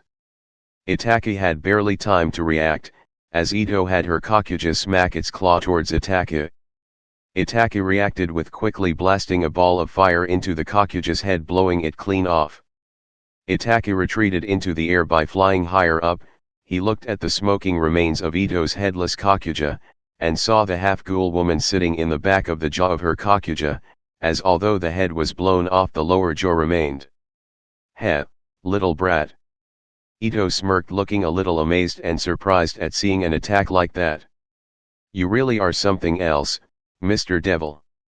Ito giggled as the head of her one-eyed owl form grew back, and she kept giggling in a more sinister voice. She really does seem like a villain. Although, her abilities would prove quite useful.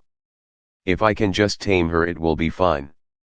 Itaka muttered to himself and dived back down to the roof of the building, and Ito quickly followed, landing with a massive thud thanks to her Kakuja's massive size. Ito carefully studied her opponent, as they both walked in circles, not taking their eyes of one another, waiting for who would make the first move. He hasn't really fought back that much. That fireball earlier was strong enough to melt away the top of my Kakuja. He is clearly very strong and skilled. He reminds me a lot of Arima. Ito thought, and had her Kakuja raise its Yukaku and shoot out a single projectile at Itaka.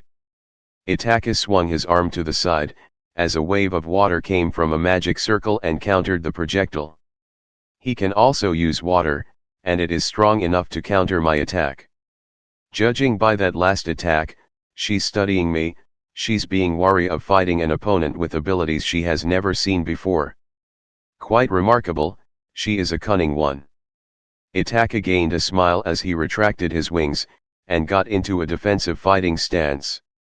Ito's Kakuja let out a sound that resembled a growl, and raised its yokaku again, and this time shot out an endless bombardment of projectiles. Itaka stretched out his right arm and moved it in a triangular fashion, creating a magic circle that shot out a barrage of ice projectiles. They both bombarded each other with projectiles that countered one another. All that remained was to see who could keep up the bombardment the longest. Ito grew frustrated, knowing full well that she couldn't keep this up, and she had no idea how long he could keep it up. She had no choice but to end her assault, and fall back, hoping those ice projectiles wouldn't hit her real body. She ended her assault and jumped to the side, although she was surprised. Itachi also ended his assault merely a second after Ito did. Did he also reach his limit? It's like he doesn't want to hurt me. Even though he claims I'm his servant or something now, he should know we ghouls have regenerative abilities, right? Even if he didn't, he clearly displayed abilities of healing earlier when he healed me. Even if killing me would prove to be problematic for him since he will lose what he is after, he still shouldn't have problems with injuring me. Ito kept trying to think on what this guy wanted to achieve. Usually Ito is great at reading people, and figuring out what kind of a person they are. But this guy, she couldn't read him at all. That alone both interested her and made her worry of him.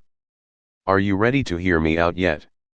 Itaka questioned, although the response he got was Ito charging at him without warning, slamming her claw into him. Itaka was sent skidding back from the impact and twitched his eyes a little in pain. Guess not. Itaka avoided the second strike and slammed his palm into the ground, as ice started to pop out, and started to freeze Ito's Kakuja from the legs up to its neck into a solid block of ice.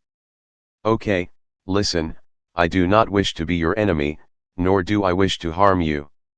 I want to learn a little more about you, and ask you a simple question. If you do not wish to be a member of my peerage, I will gladly undo what I have done to you and set you free.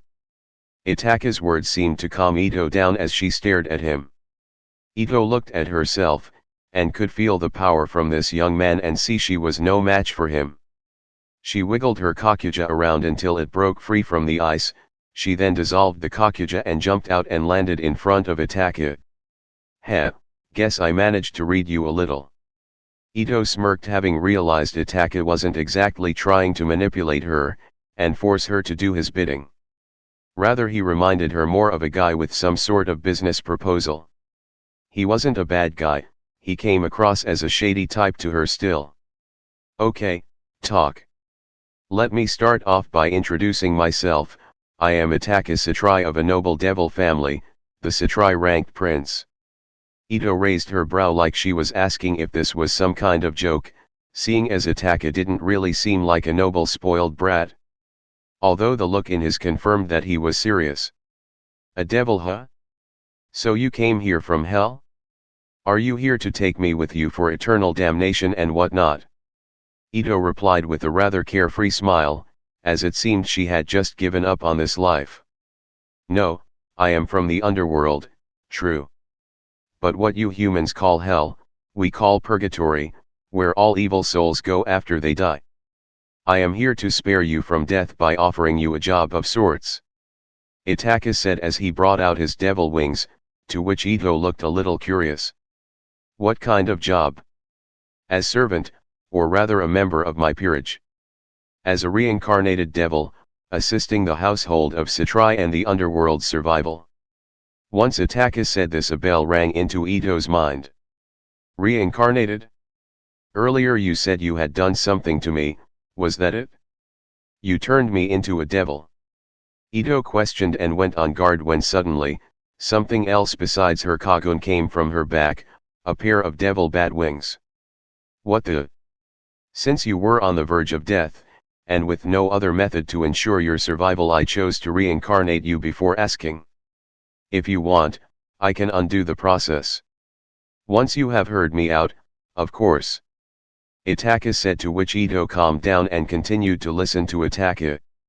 Itaka goes on to explain about devils and their society, what being a peerage member implies with granting humans favors, fighting stray devils, and fighting for the Satrai household. He also explains that stray devils are the ones that have betrayed their master. Eto also seemed to be interested in the idea of becoming a high-class devil one day to get her own peerage. And although it is true, that some reincarnated devils are looked down upon by high-class noble families, my family happens to be one of the ones that view their servants like family. I already have 5 peerage members besides you, and all are a little different like yourself, so to speak. They are quite the unique bunch, I must say. Itaka gave a light chuckle thinking about his peerage members, to which Eto widens her eyes. He wasn't lying, he really does care for his servants as family.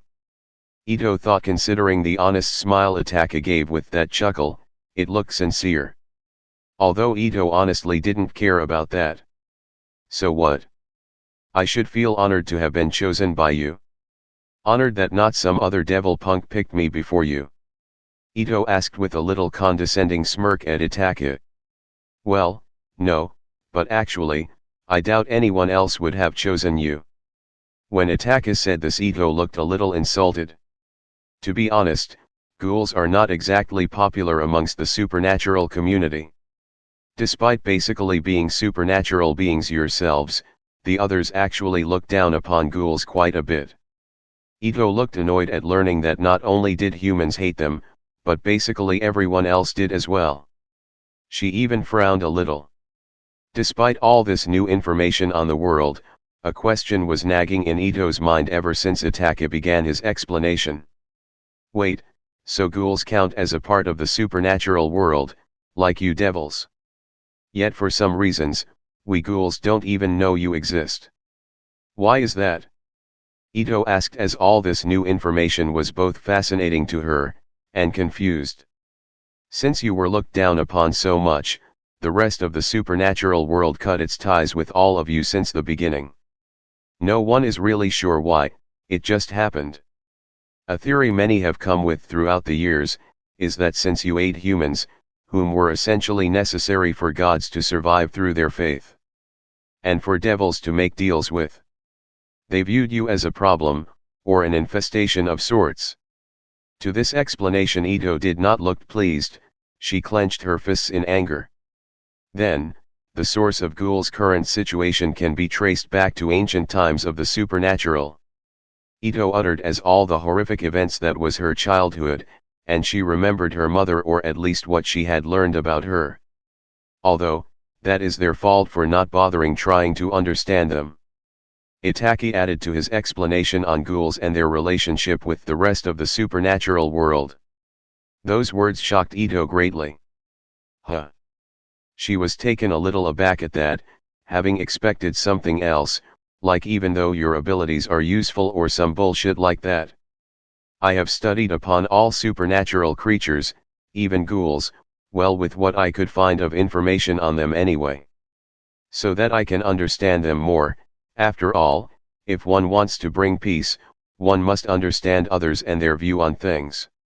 Ever since I was a kid I have dreamt of bringing peace to the world, not just for devils and other supernatural beings, but for the humans as well.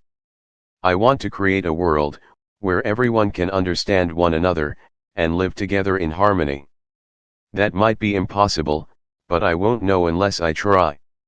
At the very least, before my life ends, I at least want to plant the seeds for that peace to grow and bloom someday. Itaka spoke of his dream, with such passion in his voice, he didn't show it much with his facial expression, he only smiled warmly thinking of such a paradise. Eto looked in awe, and suddenly she burst out laughing. A devil? A creature like a devil wants to bring world peace. I can't, it's too much. Eto couldn't contain herself from the irony. Itaka's sweat dropped at the laughing Eto, whom placed her right hand over his chest. I like you, kid, you are one heck of an interesting guy. Eto having wanted to create some sort of peace between humans and ghouls. That was her goal, well sort of. She didn't really have a righteous goal like bringing world peace, she never wanted to save the world. You know kid, I also had a dream of bringing peace, although that was honestly more for myself. When I was a kid, I saw a lot of messed up shit, heck I am messed up. I just wanted to change the world, so I wouldn't have to live in that living hell of a life I had, and so others wouldn't have to. But in the end, I knew I couldn't do it. So I decided to become a stepping stone for someone that could. That person has already walked past that step, and is progressing further. Eto looked out to the city of Tokyo and thought about a certain young man named Kaneki. She then looked over at Itaka, and giggled a little as she pushed herself up against him and licked his neck. Thanks to my writing skills, I am good at reading people too. And, although I can't read you quite well, I can at least confirm this about you. You and I are a lot alike, I can tell, you've seen some messed up things. I won't deny it, although I don't think we are that much alike. Itaka replied as he gently pushed Eto off, to which she smirked at him. You know, you remind me a lot of two people that I know. Eto uttered as she thought about Kaneki and Arima. I find you quite intriguing, you know. You aren't a bad guy, but I can tell you don't consider yourself good either. Otherwise, you wouldn't bother with someone like me, cause let's face it, I am a horrible person. Eto admitted while keeping up a sadistic grin while saying so. That might be true for now, but people can change. Even you. And like you said, we share some similarities, I must admit, perhaps that is why I wish to change you. Itaki admitted, he did feel sorry for Eto.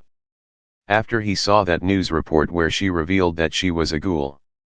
He had studied up on her a little, reading some of her books, reading into her story, trying to figure out what kind of a person she was. He reached the conclusion, she was a messed up, sadistic, cunning young woman. Someone who has seen the horrors of the world, and been shaped by those horrors. She was someone who had been hurt her whole life, and wished to end the pain. Just like him, the third great ninja war, the Kuwabai, discrimination, outcast for both his village and clan, a murder, a criminal. He understood her pain, more than she could realize. Eto could tell that Itaki understood her pain, however, she couldn't grasp just by how much though. Earlier you said ghouls are hated by devils, are you sure you want to risk your reputation for someone like me? Eto asked while smirking, as it was the same to her regardless. I couldn't care less about my reputation, all that matters to me are my family, my friends, and my goal. And unless you want out, you are a part of all three now. Itaki replied, to which Eto snickered a little. That, and I think I might already have ruined it a long time ago. Itaki added as he thought of Kurika. Sounds like the words of a fool if you ask me. But fine, this new life might be an interesting one. I might just need to check it out before I make a final decision. Eto agreed to come with Itaka to see how this life as a devil would be like before deciding. Very well. Itaka prepares a magic circle for them to teleport through. Eto looks over at Itaka, this time looking rather serious. I know that you already know this, but I have a goal of my own. If you in any way get in the way of that, I will kill you. Eto states as she still wishes to see the change Kaneki will bring in the future for humans and ghouls. That and her second new goal, to bring a change on how the supernatural world views ghouls. And this time, she would do it herself. I know. Itaki replies with a smile as a sign that he won't get in the way. Eto returns the smile. You really are an interesting one, this might be a whole lot of fun. Ito's smile turns a little more sinister as they vanish through the magic circle. Back in Kuah town. Itaki and Eto arrived inside of their mansion of a house. Eto gaped a little at seeing the inside of this massive building. The heck? Eto uttered. Let's just say my family likes to go a little overboard, well not just mine. Itachi uttered as images of his father, Lord Gremory, Surtsks, and Sirafal all came to mind. You live here? Just you and those servants of yours. Eto skipped around the hall like a little child, as she took a look around. Sweet place, I will admit. Guess being a noble has its quirks. Yes, well, I think it's too much. But to answer your question, I live here with my younger sister, my fiancée aka childhood friend, and their peerage members as well, including my own. Itachi replied, and Eto seemed to react especially to the fiancé part. Fiancé? You getting married? At your age? Eto questioned, as she was under the impression Itaka was a teenager. It is arranged, although it is mostly so she doesn't have to marry a certain man she doesn't like. Once that matter is resolved, we'll see how things play out. Itachi replied, and Eto seemed to understand the situation. You see, noble devils are almost extinct from the last war we had against angels and fallen angels. So a lot of arranged marriages are made to ensure the survival of pure-blooded devils. Personally, I think it is foolish. Any hope of keeping that old tradition vanished with the war. Right now, the hope for our race's survival lays with the reincarnated devils. Wow, so basically whether those stuck-up nobles like it or not, I'm now a part of their hope to survive. Eto grew a condescending smirk, thinking on the reactions of those noble geezers when they hear that one of their noble children included a half-ghoul in his group of servants. The thought alone made her giggle. Glad to see you are getting used to the idea. Itaka commented as he saw Eto browsing through a bookshelf. Aw, isn't that sweet of you? You put out my books for display. Eto said as she held out one of her very own books, and saw some pages were marked. After I saw the reports of you turning yourself in, I decided to study a little upon you. You can learn a lot about a person through their work. Despite Eto trying to hide it, Itaka noticed what resembled a smile of joy from the corner of her lip. And, what did you learn? Eto closed the book and looked at Itaka, with a look that said she wanted an honest answer. That you are someone who has given up on this world, someone who has witnessed its horrors since birth. That you have lived a whole life being hunted, and that lead you to being a cold-hearted, twisted, cruel and a sadistic person. Eto was still glaring at him, and the tension in air seemed to grow. Silence filled the room, and neither of them budged while looking at each other. Eto then put the book back in the shelf, smiled and clapped her hands. Correct. She sang in a sweet childlike voice. Now. Eto skipped around Itaka, and wrapped her arms around his neck while poking his cheek. What about you? What kind of a person are you? What do you think? Itaki asked while looking as stoic as ever. Eto then skipped back to standing in front of him, and studied him. A sweet, and kind person filled with love. But most of all, loyal. Someone willing to do anything for the ones he cares about. A soldier, someone that does what needs to be done, no matter how much your hands get dirty. A killer, manipulative. And with that stoic face of yours, I can guess you are an excellent liar. Please, stop me if I get anything wrong or leave anything out. Eto listed the things while turning her back on Itaki and walking around.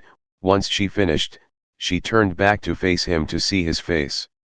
It hadn't changed at all, still emotionless and stoic. I'll take that as a yes. Eto smiled cutely like a child. Not bad. Itaka commented with a small smirk. Shall I introduce you to the others? They are probably in the V.I.P room. Itaka walked towards the elevator, and Eto gladly followed. V.I.P room. Eto questioned with a raised brow. We use it for when important people like the Formas come to visit, like Nei-san. Itaka replied, to which Eto looked shocked and looked at Itaka to see if he was joking, which he wasn't. There are 4 Satans. And your big sis is one of them. Eto asked to confirm, to which Itaka smiled as confirmation. Holy shit. Eto said just before the elevator door closed and took them up. Once they arrived at the V.I.P room, Itaka was greeted by the wild Kurika. Itaka-sama. Kurika jumped at him, making the first thing Itaka saw as he exited the elevator, Kurika's boobs in his face. Where did you go up to earlier? I missed you. Naya. Eto looked a little taken aback, and amused at seeing Itaka dealing with the situation by remaining stoic. Mommy. Eto looked suddenly to Itaka's back, seeing little Jack attached to his back like a monkey, nuzzling up against Itaka's back. Did that little girl just call you mommy? Eto asked, to which Itaka sent her a look that said it was normal. Naya? Who is this? Kurika questioned as they all noticed Eto. Oh. A green-haired beauty. Eto looked to her side to see what she would describe as your average otaku, as Damien was in his perv state eyeing the newcomer. Then two large shadows covered them, and Eto looked up to see two tall muscular men, the old man Harry and Bob in his 23-hour state. Huh, you weren't kidding when you said they were the odd bunch. Eto commented, looking rather carefree. Guys, this is Eto Yoshimura. She is the newest addition to our little family. She's a knight like you, Jack. Itaka looked over at Jack, having already explained to Eto about the evil pieces. The half-ghoul looked over at the little girl attached onto Itaka's back, whom greeted her with a single look. She is also the ghoul known as the One-Eyed Owl. Itaka added, to which everyone looked a little taken aback besides Harry. She's the one from the news. Harry pointed out as he looked down on the little ghoul with his eyes narrowed. I suppose if you think she won't cause trouble, I'm fine with it. And if she does, it shouldn't be that much of an issue to deal with. Quite the prideful geezer, aren't you? Eto commented with a condescending smirk at Harry, who merely smiled back. Quite brave for such a little girl. Harry huffed. To this they both let out a small chuckle. For information's sake, I'm 27. So, she's a ghoul? Man, I've had to kill a few in the past as a bounty hunter. But I don't think they were nearly as strong as her. Damien commented, having heard of the One-Eyed Owl and its power. Oh, I didn't mean anything by it. Killing those ghouls wasn't personal or anything. Oh, don't worry, I couldn't care less. Eto replied, which caught Damien off guard. Huh. I see. Damien uttered, looking dumbfounded, thinking she would be angry. And what guarantee do we have that she doesn't try to eat us? Bob asked a serious question, considering ghouls can only eat human flesh. What's the matter, big guy, scared that I might bite you? Eto gave Bob a condescending smirk, to which Bob sent her a little glare. I will have you know, not all ghouls are gluttons. I myself only eat when I have to. Besides, not sure if devil flesh even tastes good. Out of all of them, I'm actually the only full-blooded devil though. Itaka commented, to which Eto sent him a look. Oh? Is that an invitation for a sample? Eto gave a little devilish smirk, to which Kurika stepped in between. Now listen here, the only one allowed to eat him in any form is me, Naya. Kurika wiggled her body around, clearly having a different thought on the word eat in this situation. My, how bold. Eto commented with a giggle. Although I must admit. Eto walked past Kurika and pushed herself up against Itaka while licking his neck. The thought has crossed my mind. Eto declared, yet Itaka remained stoic at that comment. Try and see what happens. Itaka challenged, to which Eto smiled and backed up, while holding her hands up. Scary. Eto said in a sweet childlike voice. Anyway, Eto.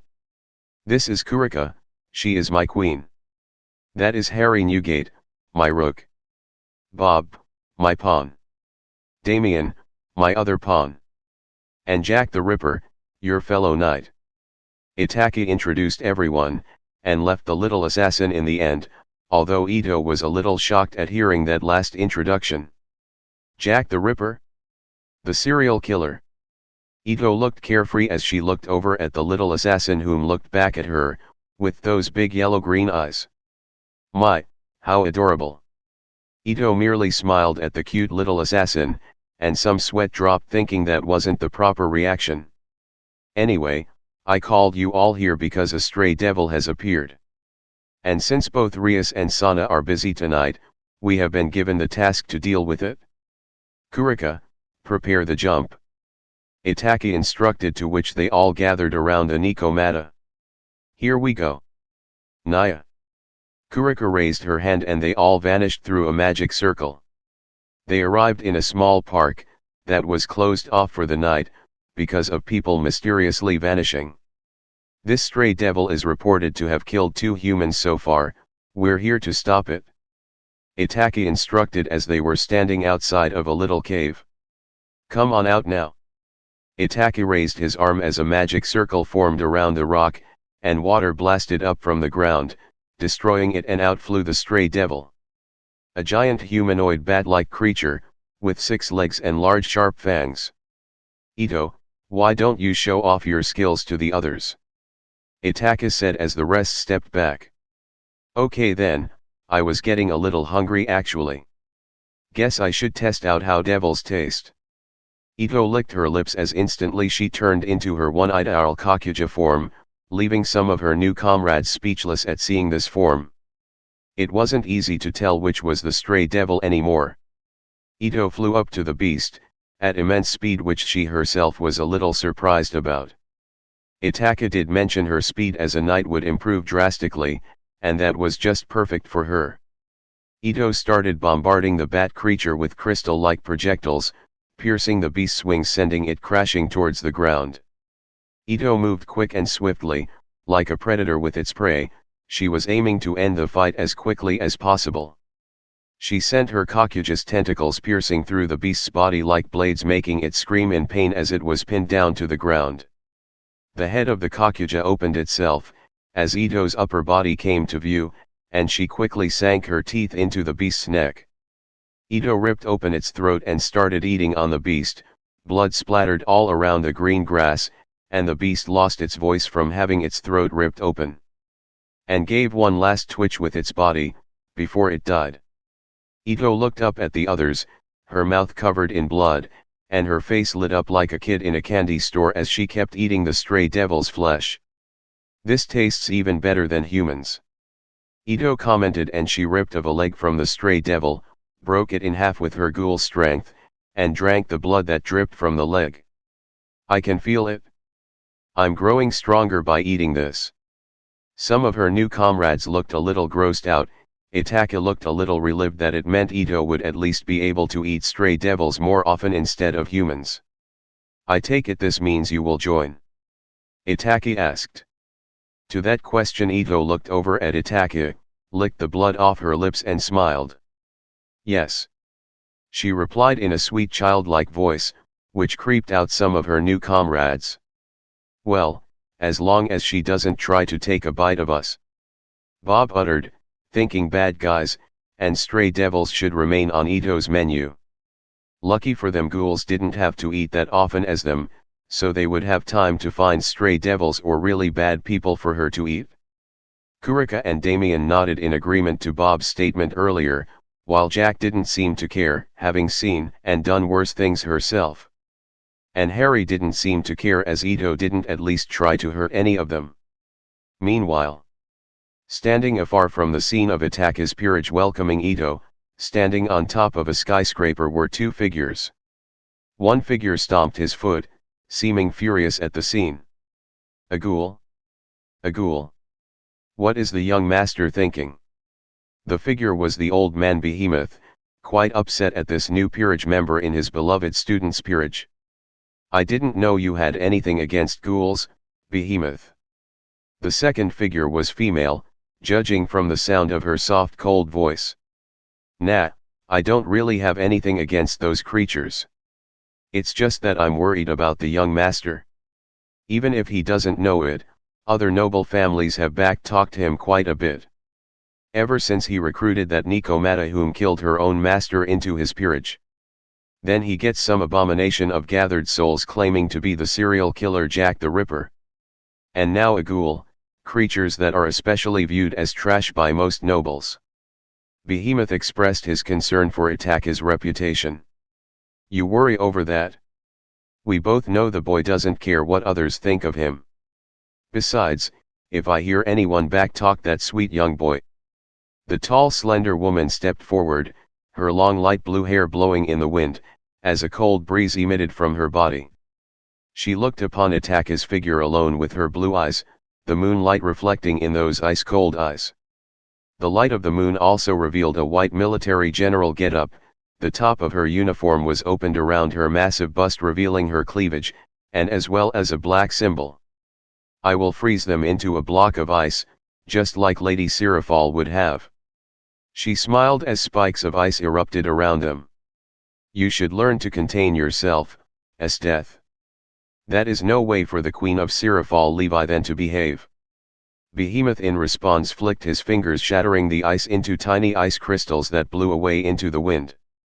You just watch yourself, Behemoth.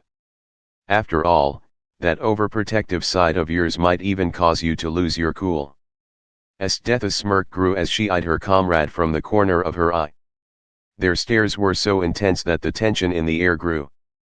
The tension only eased once Esteth returned to look at Itachi, whom from the looks of it, was telling Eto about other jobs devils do besides disposing of stray devils. Still, is Lady Sirafal serious about not giving any protection to her brother? Despite considering how things are going with the old Mu faction, things could get dangerous. I'm afraid so. Apparently Lady Sirafal means the young master might end up despising us if we dot on him too much. Although, she has approved of us interfering if the danger is too great for the young master to handle. And not that such obstacles exist, of course. The young master is capable of doing anything. Behemoth states, his voice booming with pride for Itaka. Esteth merely ignored Behemoth, and his little praise of the young Citrai heir, to whom she just keeps her gaze upon. Esteth begins thinking back on the very day she met Itaka Citrai. And also, on a boy she once loved and adored, Tatsumai. A boy, no a man, with quite the potential and power, and despite that he died. Flashback. Esteth was taking a walk through the Citrai castle, having returned from a job given to her by her master Sirafal Levi then. It had been a few centuries now since Esteth was revived by Sirafal and into her peerage. As she's walking, she spots her comrade and fellow member of Sirafal's peerage, Behemoth. Behemoth is standing on a balcony, while holding a video camera and filming something. Looking like some doting overbearing grandfather in Esteth's eyes. Esteth walks over to Behemoth, not saying a word and neither does he. She merely looks at what Behemoth is recording, and widens her eyes a little as she sees a young boy. The young boy couldn't be older than 10, and standing before him was a massive stray devil, the kind reserved for adult high-class devils only to handle. She also recognizes the boy upon closer inspection, seeing it was the younger brother of Lady Sirafal. Esteth is about to spring into action, but is stopped by Behemoth much to her confusion. She looks back at the boy, seeing him swinging his body as the room temperature suddenly drops. And even Esteth is feeling a small chill down her spine. From the boy's arm comes out a wave of energy that resembled a blizzard storm. The boy directs his arm towards the beast while shouting, "Sub-Zero, ice prison." And in the blink of an eye the stray devil is frozen in solid ice. Level 47 complete, well done young master. The beast suddenly vanishes after a computer-like voice echoes through the room. The beast is instead replaced by a giant cyber-looking skeleton. She casts a glance back at Itaka, and looks surprised of seeing that look in his eye. It wasn't the look of a child, nor that of a noble devil child, no, it was the look of a warrior. How could a noble child at that age have eyes like that? Esteth thought in confusion. She was brought out from her train of thought, at the sound of clapping. She looks to her side seeing Behemoth clapping his hands intensely while shedding tears of pride and joy. Well done young master. As expected of one of the future Formus. Itaka looks to his master, and widens his eyes on seeing Esteth there. He looks a little nervous and embarrassed at his master displaying his affection like that in front of others. He however gives Behemoth and Esdeath a nervous innocent-like smile. In that instant Esdeath's heart races, as an image of Tatsumi's smiling face flickered in her mind upon seeing Itaka's smile. Itaka's smile vanishes, as he looks dizzy. Behemoth is about to rush in seeing as Itaka is about to fall unconscious from overusing his power. However, Esdeath was faster and caught the young master into her arms in a gentle embrace, holding his unconscious sleeping head into her bosom. Never again.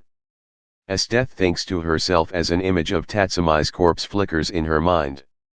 Never again shall I witness someone like that die again. She gently tightened her embrace around the young master. I swear that from this day on, I shall protect you, no matter what the cost. Flashback end. Tatsumi. I shall make sure Itaka will survive no matter what.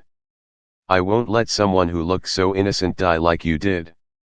I will make him strong, and I will not fail like I did with you. Esdeath thought as she looked at the smiling face of the current Itaka as he interacted with his peerage members. Esdeath narrowed her gaze. That is my new purpose.